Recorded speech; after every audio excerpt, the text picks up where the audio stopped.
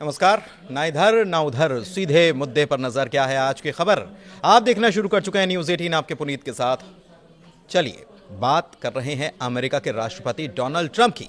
भले ही अमेरिका की कोशिशों के बाद इजराइल और हमास के बीच जंग थम चुकी हो, या फिर दूसरी तरफ उत्तरी गाजा में भी एक बार फिर से निर्वासित हुए फिलिस्तीनियों की वापसी शुरू हो चुकी हो, लेकिन अब ट्रंप ने एक बार फिर से जो बयान दिया है उससे पूरे मिडिल ईस्ट में ही हड़कंप मच चुका है। दरअसल ट्रंप ने जोर देकर कहा है कि फिलिस्तीनियों को जॉर्डन और मिस्र जाकर बस जाना चाहिए।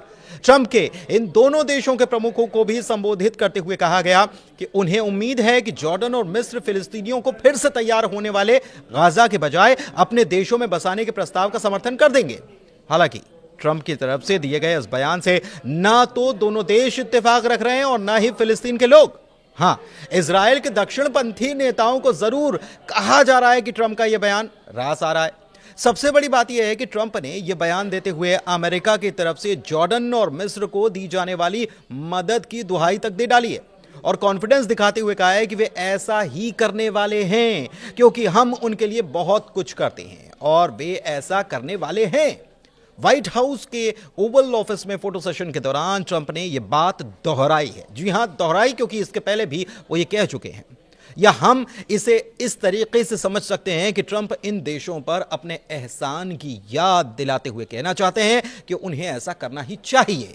तो क्या यह समझा जाए कि ट्रंप अब इस मामले में दबाव डालने की कोशिश आने वाले वक्त में करते नजर आएंगे, या फिर चाहे वो जॉर्डन हो या मिस्र? लेकिन सवाल यह उठता है कि क्या फिलिस्तीनी गाजा वाले इलाके को छोड़ने के लिए राजी हो जाएंगे?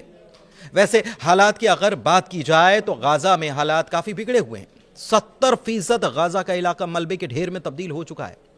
7 अक्टूबर 2023 को हमास की तरफ से इजराइल पर जो अटैक हुआ उसमें 1200 लोगों की मौत हुई और उसके बाद इजराइल ने हमास का नामो निशान मिटा देने की कसम खाई थी और युद्ध शुरू कर दिया था।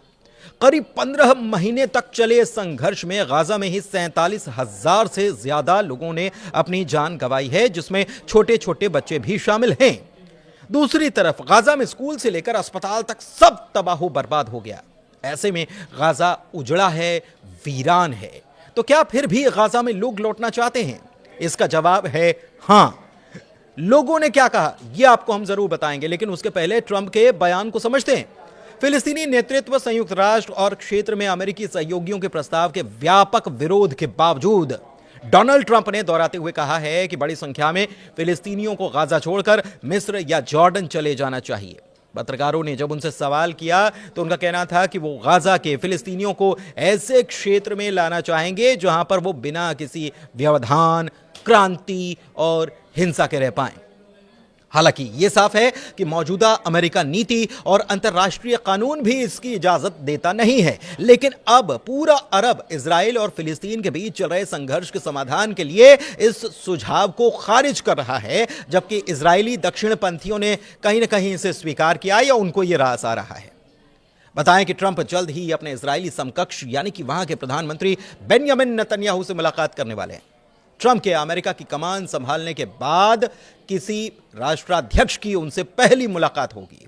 ट्रंप का कहना है कि जब गाजा पट्टी पर नजर डाल दी जाती है तो यहां के हालात भी नजर आते हैं और ये बताते हैं कि कई सालों से ये किसी नर्क से कम नहीं है। ट्रंप का कहना है कि उस पट्टी पर अलग अलग सभ्यताएं रही हैं, ये यहीं से शुरू नहीं हुआ, इसकी शुरुआत हजारों साल पहले हुई थी। इशारा 3000 साल पहले का था, जिसके बारे में आगे जिक्र होगा। उन्होंने ये कहा कि इसके साथ ही हमेशा इसकी हिंसा से इसका जुड़ाव रहा है। आप ऐसे क्षेत्र में रहने वाले लोगों को पा सकते हैं जो बहुत अधिक सुरक्षित हैं, शायद बहुत बेहतर हैं और शायद बहुत अधिक आरामदायक है।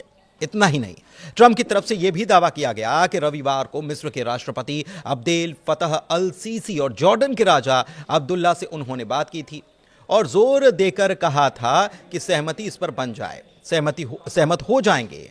हालांकि आपको बताएं कि अम्मान और काहिरा दोनों अब तक इस बात पर अड़े हैं कि ट्रंप का सुझाव गैर स्टार्टर है।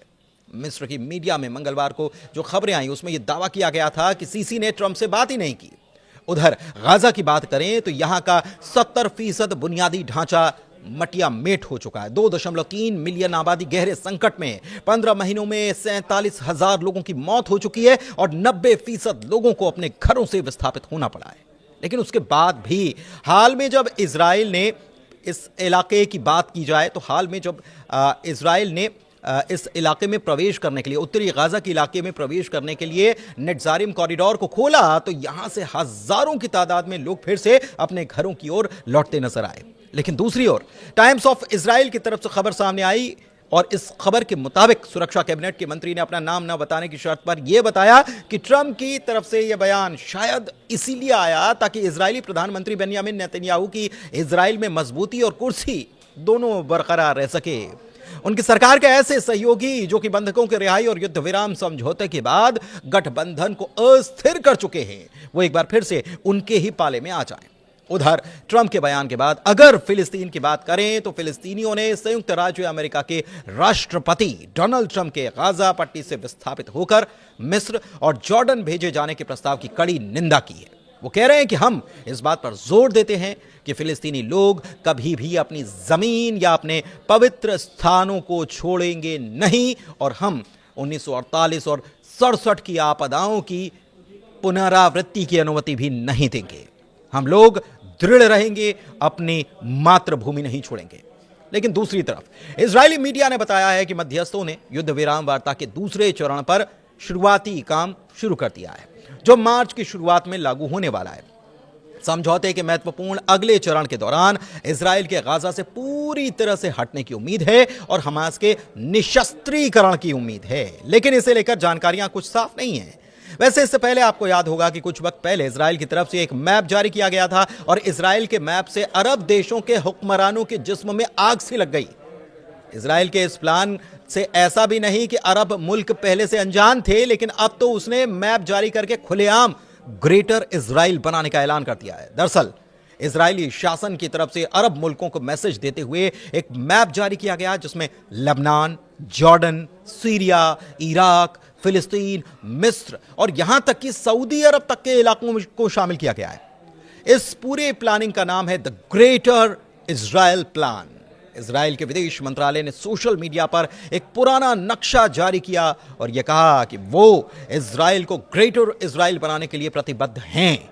ग्रेटर इजराइल का मतलब अब अखंड इजराइल से है, जिसमें लेबनान, जॉर्डन, सीरिया, इराक, फिलिस्तीन, मिस्र और सऊदी अरब के कई इलाके शामिल हैं।